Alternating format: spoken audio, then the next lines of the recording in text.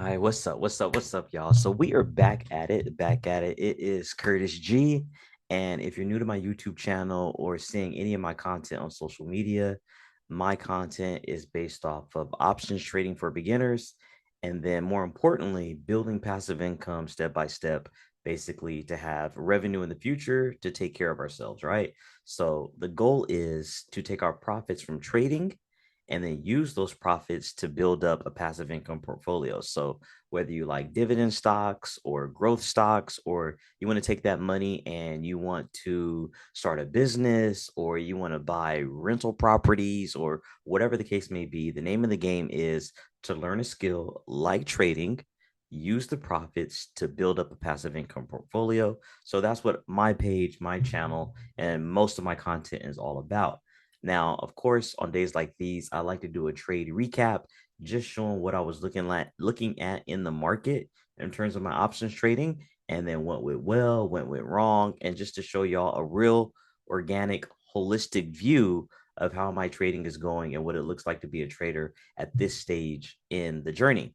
So, if you're new to my channel, like I said, my name is Curtis G, and I'll give you just a little quick rundown on my overall options trading journey. So, I first got started with options trading in June of 2020. There was a group of people that I knew of that had their own kind of like trading group. It wasn't like a paid Discord or anything like that, just people sharing ideas. And so got exposed to options trading. Did my first options trade in June of 2020. I made $50 with some Carnival calls. And then after that, from June of 2020, all of 2021, all of 2022, I basically didn't trade or didn't take trading very seriously, right? So I was pretty much just gambling. And I'd have those moments in time where I was having profitable trades. I'd have my ups, but I've had some crazy downs, right? And I think a lot of us have experienced it. And it wasn't until I got to January of 2023 when I really committed to myself and I really said, hey, I want to make trading the thing that I do. I want to become a full time trader. I at least want to make enough money from trading so that I could basically take care of my lifestyle. Even if I didn't leave my full time job, I wanted the money from trading to get to that point where it wouldn't matter if I had a full time job or not. The trading profits were there. So January 2023 is when I said, I need to buckle down and take this seriously. Started getting more in tune with my education, started getting more in tune with having journaling. I wasn't doing any journaling before, nothing like that. But that's the long and short of my trading journey. Now, of course, if you have very specific questions about all the things that I went through along the way, you can definitely hit me up. But before we talk about anything financial, let's take care of the disclosure and the disclaimer, which is please note that the following is not legal or financial advice and is provided for informational and educational purposes only. Investing in securities carries a high degree of risk and can result in the loss of your entire investment. You should consult with a qualified financial advisor or legal professional before making any investment decisions. The information contained in this presentation does not constitute an offer or solicitation to buy or sell any securities or other financial instruments. Any opinions expressed in this presentation are subject to change without notice and should not be relied upon as a recommendation to buy or sell any securities. Please do your own due diligence and research before making any investment decisions. All right, now with that being said, we could go ahead and jump into it. We took care of the disclosure, the disclaimer. Now let me open up the, oh snap, don't even think I was sharing the screen, or I think I was. Let me see. Yeah, it looks like I'm sharing. All right, so we are recording, we are sharing, just kind of getting out of the comfort zone. Normally, what I do is I go live on TikTok and then kind of upload that live. But I don't feel like the ultimate end user experience when looking at these videos on YouTube is the best. So I want to just do the YouTube version like this now, and then I'll go live on TikTok and do that trading recap as well. But okay, so here we are.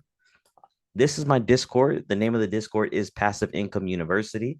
And so here we have all the different channels, everything like that. And as of lately, the most active channel is the trading chat room. And then, of course, Curtis G trades, or Curtis G 24's trades. So this channel is dedicated specifically to the trades that I actually enter in and that I exit, and I post my performance, everything like that. So you guys can see where I've been stopped out. You can see where I lost money, where I made money. And then what I really like to do is at the end of each week, I like to put in the trading confirmations. And then the end of each month, put in the overall performance for the month and things like that. So you guys can see just the screenshots here of all my trades. And like I said, I put all the confirmations in there. I use two methods for my journaling. One is an electronic digital journaling platform known as TradeZella. And then the other is actually an Excel worksheet that I use. But we're going to keep this short and sweet because we just want to do a recap on today's trade. So let's get into it. Now, we'll head over to the trading chat room. And usually in the trading chat room, this is where I just kind of put to the Discord what I'm looking at for the day or the morning before the market opens. So we can see here, I have my eyes on the SPY pre-market. I usually always start with SPY. I'll mark out the pre-market high and the pre-market low levels. And then I said, good morning, PIU. The SPY pre-market levels looking just about the same as yesterday. So you have the comparison right there with this first screenshot, right? So looking just about the same as yesterday, then I went ahead and updated. I like to, even though a lot of times the pre-market levels will stay just about the same, I always like to go in each day and make sure they're right and exact. And so this was the updated screenshot showing our pre-market high and low before the market opened up. And so while I was keeping an eye on SPY, I was also keeping an eye out on other tickers that were seeming like they were going to line up for a play.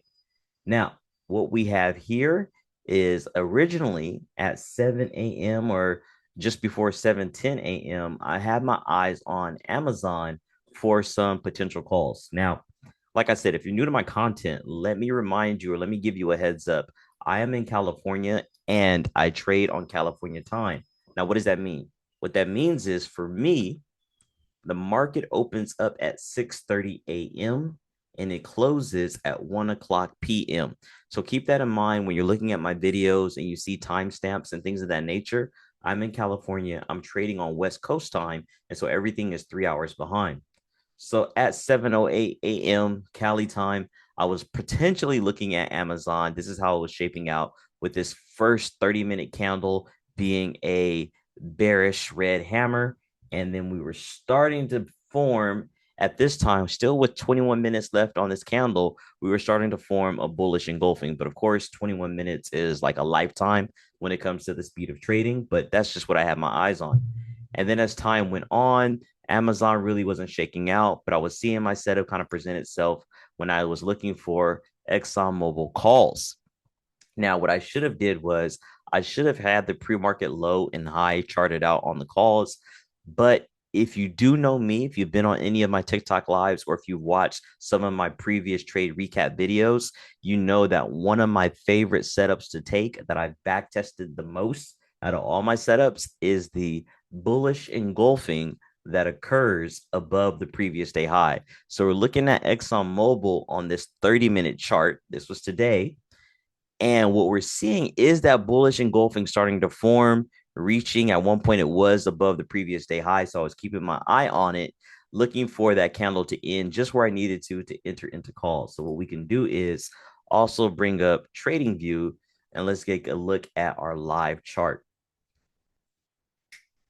or I guess the chart and how it played out for today. So trading view is opening up.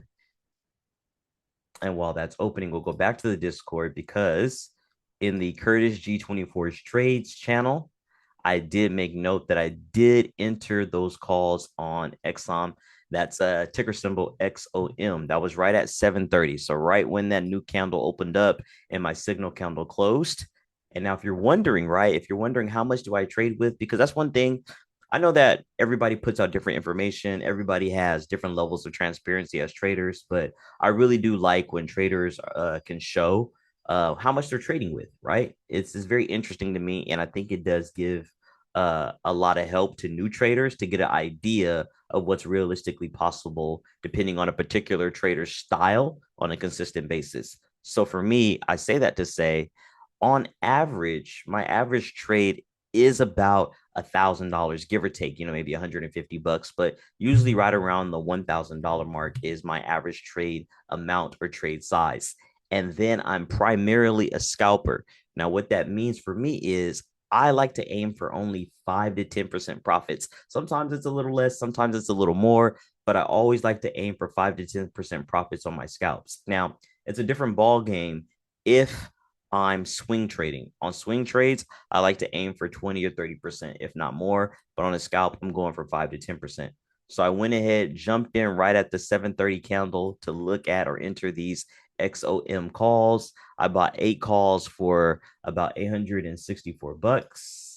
And then it took the trade about 18 minutes. It was a little shaky, but I got out with $31 or $32 profit. So not too shabby. It's a little less than 3%. My risk management wasn't the best, but I did wait for my setup. So I did stick with that and I took it. And then we can see how the candle was shaking out at that time. So this is what it looked like, right? We have that bullish engulfing that occurred above the previous day high. That's one of my favorite setups. Like I said, I've back tested it the most out of all my different strategies or all the different setups that I like to trade.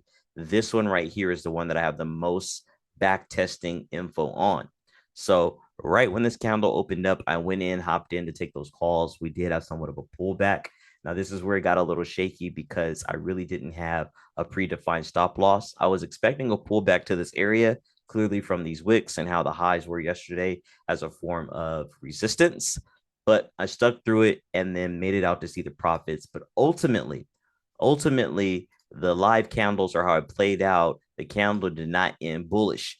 And this is why it's very, very important not to overstay your welcome when it comes to a trade. This is why it's very important to stick to your profit targets and not get greedy, looking for that 5 to 10%.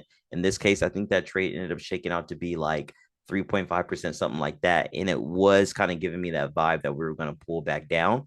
Now, one thing that I did kind of take note of that I haven't further back tested, but it gave me this notion today that maybe this setup isn't as strong if the price is in all-time highs. And I believe with Exxon, we are in all-time high area. Maybe not. Nope. Maybe not. A little mistaken. Let's double check. Let's go see. We're getting close, it looks like.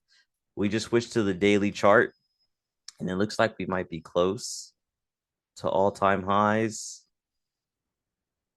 Let's go ahead and up the time frame, and let's see if that is right. But my initial hypothesis is starting to say that maybe the bullish engulfing over the previous day high may be a little weak if we are in the all-time high area, and we are kind of there, just switching the time frame to the weekly chart. So that's definitely something that I wanted to keep in mind, or that was kind of revealed to me in my mind today. But that is kind of the long and short of the trade. Is one of my favorite setups. If you go to my TikTok, if you go to any of my content, my recaps on YouTube, then you know I talk about that bullish engulfing that occurs above the previous day high.